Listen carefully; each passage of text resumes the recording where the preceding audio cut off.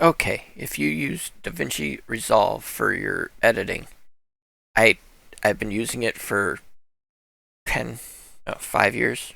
I think it's been about 5 years, if not more.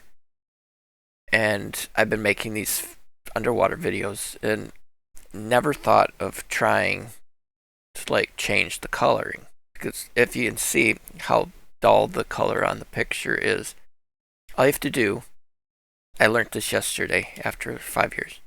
Go to the color tab at the top, up at the top of the screen here, right here. And go down to auto color. Hit it. Now watch the change. Boom. Okay. Um. So now the whole video is going to be like that.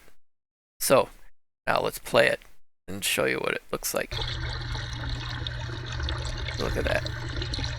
Compared to what it was.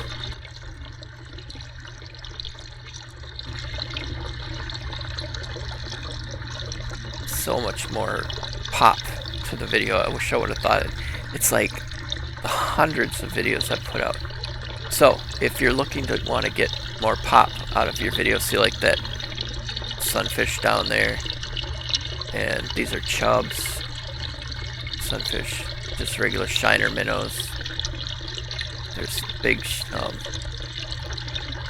big shiners under the water right there. That's a big shiner.